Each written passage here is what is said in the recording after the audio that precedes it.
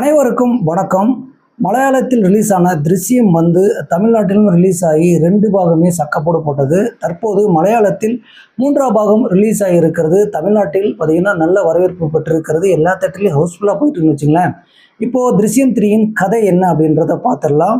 இதில் வந்து ஜார்ஜ் குட்டியை நம்ம மறக்கவே முடியாது. மலையாளத்தில் வந்து பார்த்திங்கன்னா எல்லா பாகங்களையும் மோகன்லால் பேர் வந்து ஜார்ஜ் குட்டி வந்து திருஷ்யம்னாவே ஜார்ஜ் குட்டி தான் வச்சுங்களேன். இப்போ வந்து பார்த்திங்கன்னா முதல் பாகத்திலையும் 2ஆம் பாகத்தையும் பார்த்தவங்க தான் இந்த 3ஆம் பாகத்தின் கதையும் புரிகிற அளவு தான் இந்த கதையை வடிவமைச்சிருக்காங்க.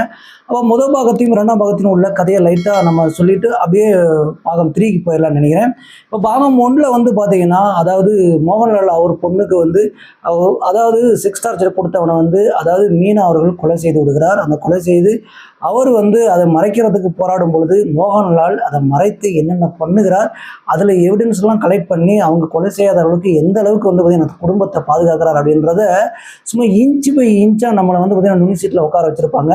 அதை தொடர்ந்து 2ஆம் பாகத்தில் வந்து பார்த்திங்கன்னா அவர் வீட்டில் புதைக்கப்பட்ட அந்த எலும்புக்கூடு வந்து திரும்ப கிடைத்தால் என்ன நடக்கும், அதுலேருந்து நம்ம தப்பிச்சாகணும், இதுலேருந்து எப்படியாவது வெளியில் வந்துடணும்னு நினச்சி அந்த எலும்புக்கூட மறைக்க நினைக்கும் போது என்ன நடக்குது அப்படின்றதான் 2ஆம் பாகத்திலையும் சொல்லப்பட்டிருக்கும் கதை. இந்த 2 பாகங்களையும் முதல் பாகம் வந்து தமிழிலும் சரி, அதாவது மலையாளத்திலும் சரி தமிழிலும் சரி சூப்பர் டூப்பர் ஹிட்டு. பார்த்தீங்கன்னா நம்மளை வந்து ரொம்ப உச்சத்துக்கான ஒரு சஸ்பென்ஸ் ட்விஸ்ட்டோடு கொண்டு போயிருப்பாங்க.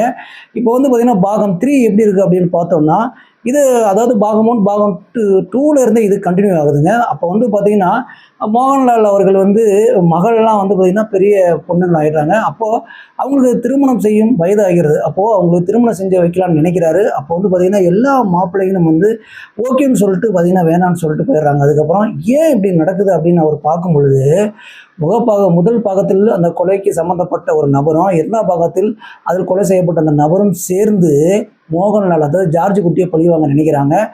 இதை வந்து எப்படி அவர் கண்டுபிடிக்கிறார், என்ன நடக்கிறது, மேரேஜ் அவங்க பொண்ணுக்கு நடந்ததா இல்லையா அப்படின்றதான் பாகம் 3ல் வந்து பண்ணியிருக்கிறாங்க. இதில் பாகம் 1 பாகம் 2வை கம்பேர் பண்ணும்போது நமக்கு வந்து பார்த்திங்கன்னா பாகம் 3 வந்து ஓகே ரகம் அப்படின்னு தான் சொல்லலாம். ஏனென்றால் ஃபர்ஸ்ட் ஹாஃபில் ஆரம்பித்து இன்ட்ரோல் வரைக்குமே பார்த்திங்கன்னா கொஞ்சம் போர் அடிக்க தான் செய்துன்னு வச்சுங்களேன். ஏனென்றால் அதில் வந்து 2 பாகத்துலேயும் வந்து ஏகப்பட்ட பிளான்கள், அதாவது ஒரு கேபிள்காரர் இருந்து எப்படி அதில் வந்து பார்த்திங்கன்னா அவர் கண்டுபிடிக்கிறாருங்கும் போது நமக்கு சுவாரஸ்யத்தை ஏற்படுத்துச்சு. அதே மாதிரி பாகம் 2லேயும் அப்படி தான் வச்சுங்களேன். ஆனால் பாகம் 3ல் பெரிய பணக்காராகிறாரு. பார்த்திங்கன்னா சினிமா ப்ரொடியூசர் ஆகணும்னு ஆசைப்பட்டு படங்கள்லாம் எடுக்கும் சமயத்தில் இவருக்கு வந்து பார்த்திங்கன்னா அதாவது இது பின்னாடி இருந்து வேலை செய்கிறவங்க, அவங்க பொண்ணுக்கு வந்து கல்யாணம் ஆகிறத தடுக்கிறவங்க, இந்த வேலை செய்கிறவங்க விஷயங்கள் எல்லாம் இவர் பணக்காரன்றதுனால காவல் நிலையத்திலேருந்தே ஃபோன் பண்ணிடலான்னு சொல்லிடுவாங்க. இந்த மாதிரி ஓப்பனாக இருக்குங்க. எதுவுமே வந்து ஒரு சஸ்பென்ஸாகவே இல்லாமல் ஃபஸ்ட் ஹாஃப் ஃபுல்லாக போகுது. செகண்ட் ஹாஃபில் என்ன பண்ண போகிறார் அப்படின்னு பார்த்தீங்கன்னா ஃபஸ்ட் ஹாஃபில் ஆரம்பித்து செகண்ட் ஹாஃப் போகிற வரைக்குமே இன்ட்ரோல் வந்துருச்சு அப்படின்னு நினைக்கிறோம். செகண்ட் ஹாஃப் ஆரம்பிச்சு வந்து ரொம்ப ஸ்லோவாக தான் போகுது. ஏன்னா அதாவது கிளைமேக்ஸில் வந்து லாஸ்ட்டு 1/2 அன் ஹவர் தாங்க படமே. நம்மளை வந்து 2.25 மணி நேரம் படம், 2 மணி நேரம் 40 நிமிஷம் படம் ஓடுது.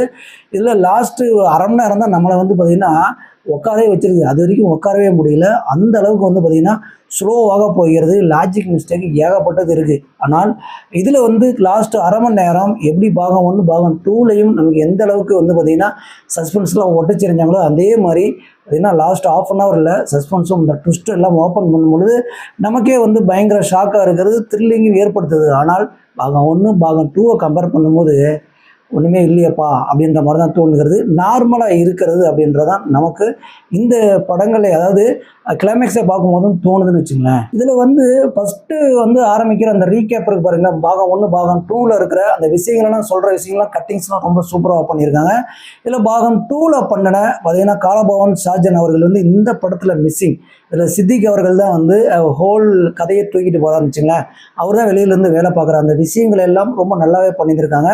ஆனால் அந்த ஷாஜன் அவர்களை வந்து இன்னும் நல்லா பயன்படுத்திக்கலாம் அப்படி தான் தோணுது. ஏன் இதில் பயன்படுத்தலை அப்படின்னு சொல்லி நம்ம டைரக்டரை தான் கேட்கணும். ஏன்னா டைரக்டர் அவர் வந்து ஸ்க்ரீன் பிளே எழுதும் போதே அவர் அப்படியே தொங்கலில் விட்டார்னு நினைக்கிறேன். இதில் அடுத்ததாக வந்து பார்த்திங்கன்னா மியூசிக் தான், அதாவது பேக்ரவுண்ட் மியூசிக் வந்து இதில் மிஸ்ஸிங்னே சொல்லலாங்க. ஏன்னா பாகம் 1 பாகம் 2ல் வந்து பார்த்திங்கன்னா நம்மளை சீட்டு நுணுக்கி உட்கார வச்சதே பேக்ரவுண்ட் மியூசிக் தான். அது இந்த படத்தில் வந்து மிஸ் ஆகிறது.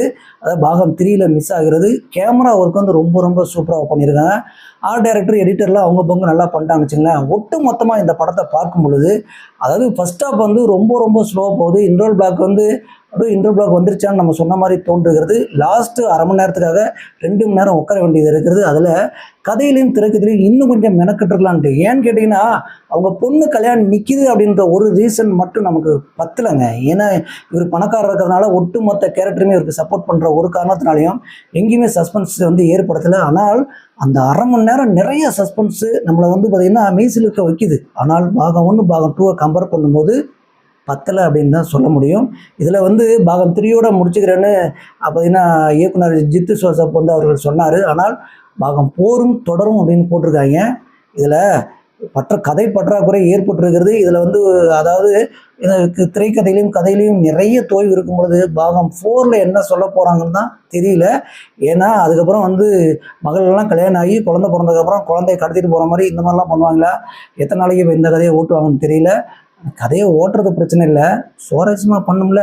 இந்த மாதிரி பார்த்தீங்கன்னா சினிமா செய்திகளையும் விமர்சனங்களையும் தொடர்ந்து மகேஷ் சினிமாவில் அலசுவோம், பேசுவோம். தொடர்ந்து இணைந்திருங்கள். மகேஷ் சினிமா மகேஷின் அன்பு வணக்கம்.